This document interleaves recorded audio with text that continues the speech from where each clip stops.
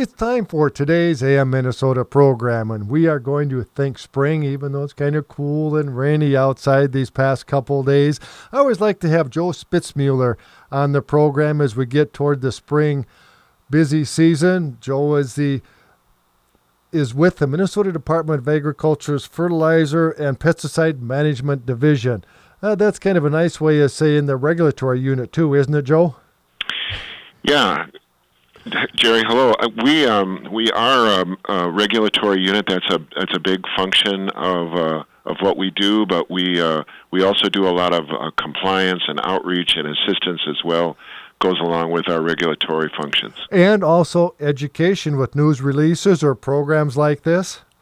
Yeah, and this time of year, there's a few of them that come out. It gets to be an active time of year. I know we've had a couple of recent releases. And we could talk about that a little bit. Yeah, but first let's talk more about the Department of Agriculture. I didn't realize when I was a real farmer, didn't know until I got into the media, all of the responsibilities that the Minnesota Department of Agriculture has.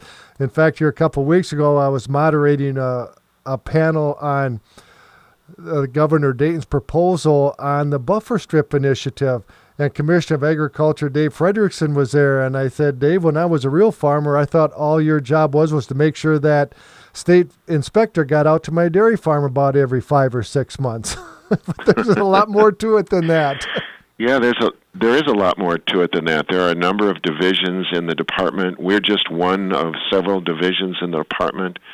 Our responsibility, as you said at the top, was pesticides and fertilizers, but there are several other divisions that work with other segments of agriculture. And I didn't realize either until a few years ago that, say, for example, one of the big companies brings a new herbicide out. Maybe it's completely new, different formulation, a whole new chemistry.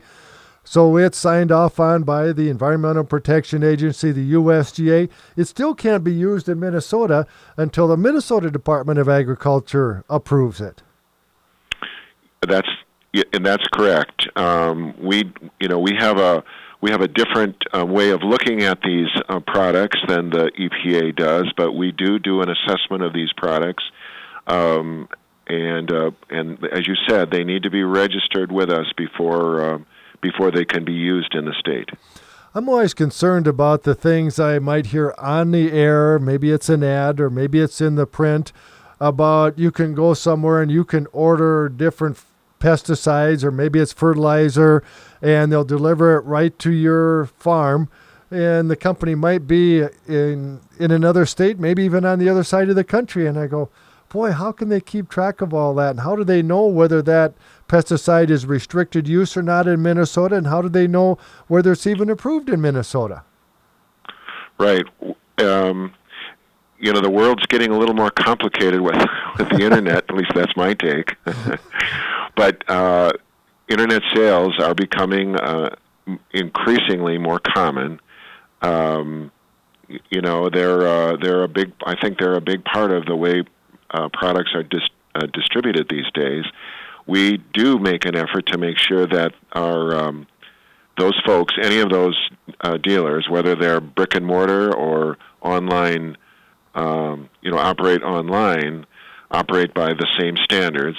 We do some checks, and we have auditors in place, inspectors who are checking, and those folks who are selling online have to meet the same requirements as the brick and mortar folks do. Of course, and if we get reports of sites that aren't meeting that, those are the sites we'll go after.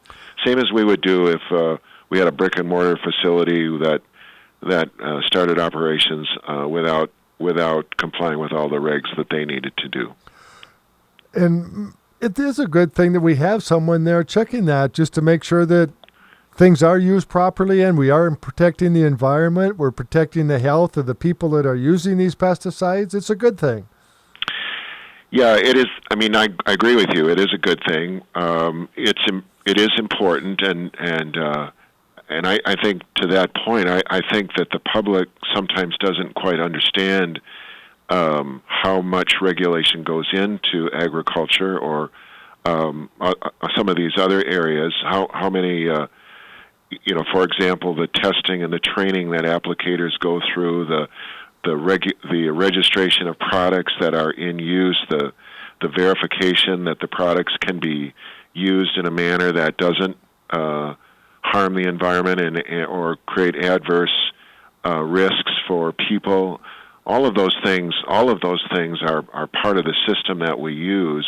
Well, Joe, if you can stand by, we have to take a quick break for the markets, and we'll continue with today's AM Minnesota program. So stand by. Sage in Northwood, sure. Iowa. My guest in the program today is Joe Spitzmueller with the Minnesota Department of Agriculture's Fertilizer and Pesticide Management Unit. Joe, just before the break, you made a point that I always like to emphasize, too, about a lot of the citizens that aren't involved in farming and agriculture maybe don't realize that all the safeguards and all the rules and regulations that are in place, and that there are inspectors with the Minnesota Department of Agriculture that are overseeing it, doing spot checks, investigating complaints or questions to make sure that everything is taken care of. Yeah, that is true, Jerry. That's part of our responsibility. We talked about regulation at the top of the program, and that's something we do. Is we want to make sure that the playing field is level, that people are operating by the same standards. And those standards are set with the critical points are we want to make sure that whatever we do, we're protecting the environment, we're protecting people in the communities where these products are being used. I don't think a lot of people realize either that the policies and procedures, programs that have been developed either to collect waste pesticides that have been sitting around farmers' shops, or the duty officer that is on call 24 hours a day if there's a spill, either fertilizer, pesticide, or manure spill. There's somebody there to get help on the way to try and minimize the damage if there is a spill. Because even if you can be as careful as possible, things do happen. Accidents do happen. Yeah, and in fact, we're starting to see an increasing number of reports already this spring. So we know that, our inspectors are reporting, and we can see it too from the number of calls into the duty officer already this spring that, spring activity has begun. And right, the duty officer is really a critical link. So when we know that things happen, accidents happen, mishaps happen, and when people have a spill, they're obligated to call that in. And we're talking of pesticide and fertilizer. They're obligated to call that in, and there will be people there to help them, kind of walk them through the process of cleanup. And sometimes the cleanup can happen pretty simply, pretty quickly. Other times, some of these spills can be kind of complicated. But people are there to help walk through the system. And this regulatory system that you talked about is in place to sort of to support that all of that from pesticide use to inspection to addressing spills, to making sure in general that our environment is protected and the people in the communities where pesticides are being used are protected. We want to make sure that happens. But kind of to that spill point, it isn't illegal to spill. We know these bad things do happen, but people are obligated to call the duty officer and report a spill. It's not against the law to have an accident. Axle can break. You can be involved in an accident on the road and the sprayer tips over. That's not against the law, but it is against the law not to report it. Right. The critical steps, of course, are to make sure that you're safe and that people are around you. So if one of those accidents does occur, make sure that everybody in the area is safe. And in those cases, when a person isn't hurt, 911 might be the first call that you want to make. But as soon as possible, you want to get to that duty officer to make that call, and because it's an important way to get the process of cleanup in place. I think it'd be a good idea to have that duty officer number or speed dial on your cell phone. Well, it sure wouldn't hurt. I know that a lot of folks have plans in place, and that's another that's another thing that for some applicators, commercial applicators, they're required to have these plans in place how to address a spill. But I think for anybody that uses these chemicals, whether that's a private farmer or a commercial operator, an overall plan of how to deal with a spill is really a good idea. We call them incident response plans. We have templates on our website how people could construct those. So, the basics of the program are sort of identify the kinds of material that you have on hand. If a catastrophe would happen, whose responsibility would it be to make the call to the duty officer, to make the call to the first responder? What would you tell the first responder? What are the kinds of materials you have on hand?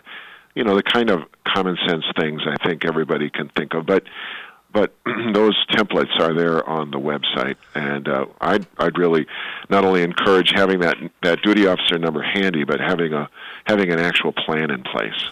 Well, you look at the co-ops or the private retailers that we work with, they store these pesticides in buildings, and they're on cement and they're pads, and there's provisions if there's a fire all at once. The fire department's putting water on there. What's going to happen to this water? They've got it all planned out as to we're going to contain this. Even if the building burns down or the pesticides burn, they aren't going to be running down the county ditch. Yeah, that's right. And I don't want to turn this into a real too dramatic, but you look at the catastrophe that happened in West Texas a couple of years ago now. That was a nitrogen plant, was it, or was that a that pesticide? Was right. Yeah, nitrogen. Yeah, that's right. And it was fertilizer. It was anhydrous ammonia, and I mean the last thing those folks unfortunately should have been doing was putting water on that fire. But that's the reason. So a lot of first responders were hurt badly in that and perished in that explosion. But that's the reason that you want to have a plan in place, and the reason you want to have your first responders aware of the kinds of material that you're storing. Now, we don't fortunately we don't really store anhydrous ammonia in quantities in this state. We don't use that product anymore. We have alternative products, and so I don't want to alarm or frighten anybody with that specter, but it's just an example of why the incident response plans are so important. Well, we have anhydrous ammonia at the local co-op, but it's 1 or 2 tanks. It's not the huge quantities like this manufacturing facility had. That's the point. Right, yeah. And actually anhydrous ammonia it wasn't the cause, and anhydrous ammonia isn't flammable. It is a hazardous material. There's no question about it.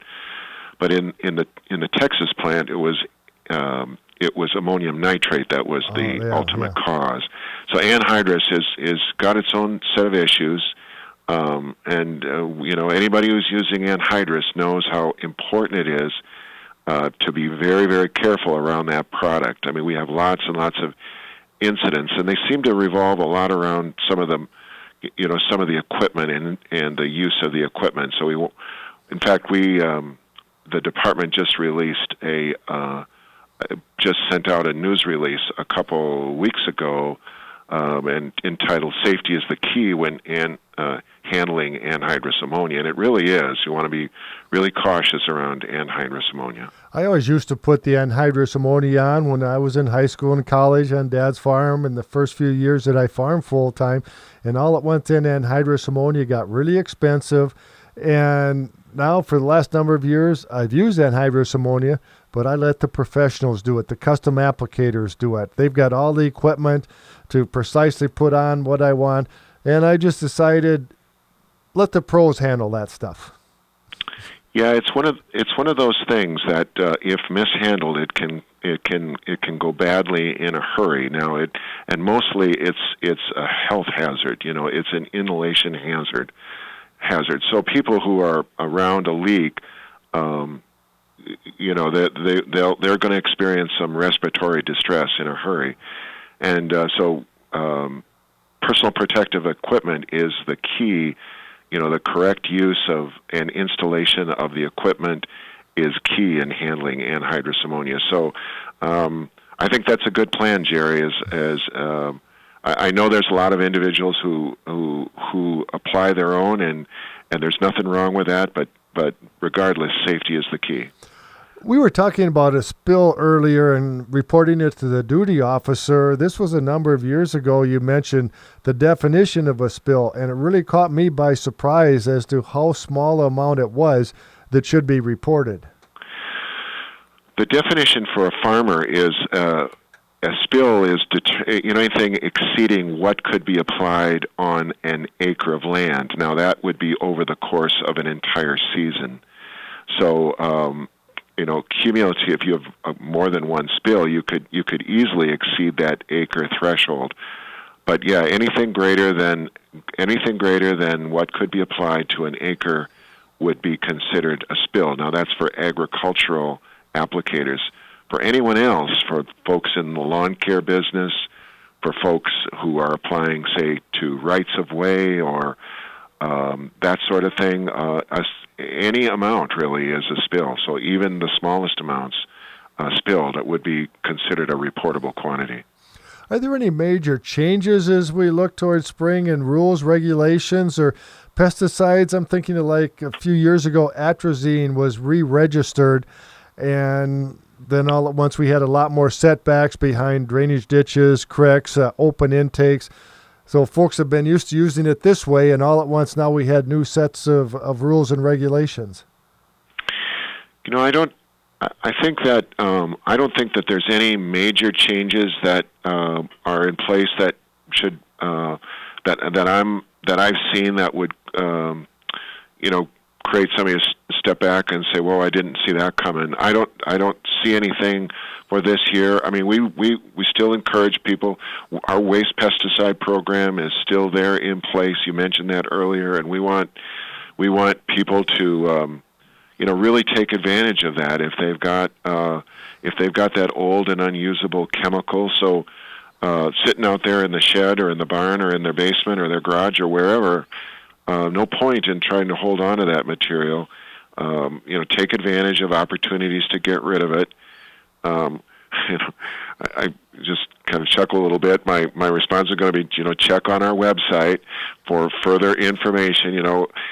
That seems to be one of the changes that's happening. Was we rely more and more on the web for our information, our distribution of information. But it is a great tool. But empty container collections, labels, no changes in the labels that I'm aware of. Nothing in terms of applicator requirements.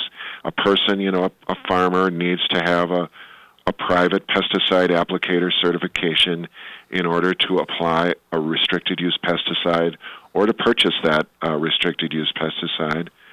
For the custom applicators, they're required to be licensed to apply any pesticide. And then, so going back to kind of our earlier conversation, these folks have to test and train and demonstrate competency in order to get that qualification. So for those of your listeners who aren't aware of, going back to some of the regulations required of these pesticide applicators, these folks have to demonstrate that they're competent in order to use those materials before they get those licenses or certifications from the department.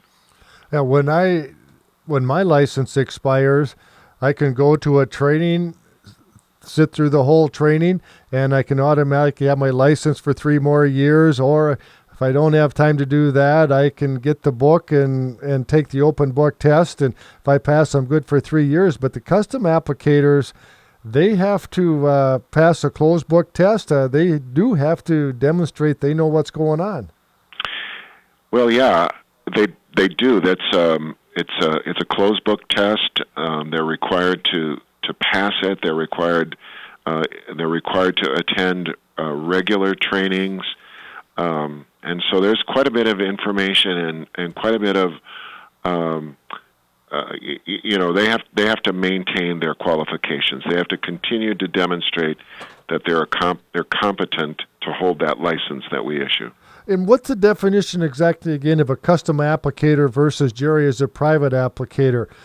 Is it my neighbor gets behind, he said, Jerry, could you go and spray that 40-acre field for me? If I went and did it, it would be okay. But if he pays me, then I'm a custom applicator and I would need the different type of license. Is that the distinction, Joe?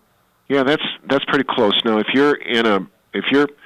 so custom applicator is easier to define a little bit. I mean, if you're getting paid, if it's a part of your job responsibility to go out and make these applications to customer fields, you're what we call a commercial applicator or a custom applicator, and you need to be licensed to apply any material, whether it's restricted use or general use product. Restricted use. Sometimes people will say, when I use that phrase, they'll say, well, isn't any pesticide restricted, or aren't all pesticides restricted? And they are. However, restricted use pesticide is a special classification of pesticides.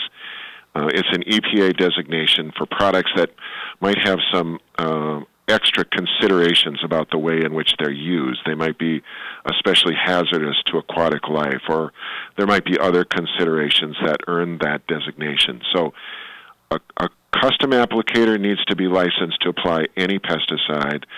A private applicator needs a certification to apply restricted.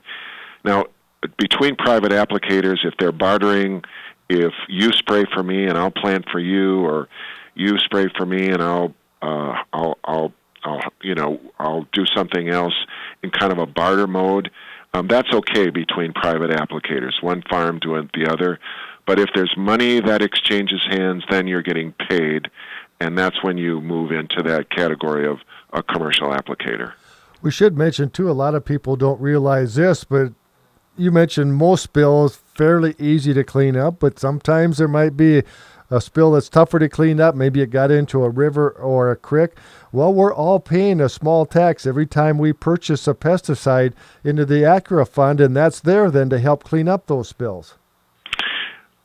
That's right. That's really a very unique program that we are so fortunate to have. We've cleaned up spills to the tune of somewhere in the range of $36 million over the life of that program. Money has been spent throughout the state to clean up fertilizer and pesticide spills, and again, these things do happen. But as you said, as part of the process of getting a license or the process of registering a pesticide for use, money is collected to go to that fund, and so it is not general funds or taxpayer dollars that are cleaning up these spills. It is the money dedicated and collected when people buy a license or register a pesticide. Those are funds dedicated to this cleanup program. But I'll also say, while I say that, it is so much easier to remove an unwanted chemical when it's still in its container through the waste pesticide program than it is to clean it up if it spills. Or if back in the olden day, a lot of metal cans, eventually they rust through and then they leak. And I've gone out to a number of these waste pesticide collections. It's always fun to visit with the people there on what some of the unique pesticides that they see that we haven't used for decades. And invariably, they still mention that there was still some DDT out there somewhere that shows up and then can be properly disposed of. That's right. We're still collecting those products that are just decades old, and it is kind of amazing to see them come in. It's great that people continue to hold on to them. They realize that throwing them away or burying them in the ground or throwing them in the trash is not the right way to go.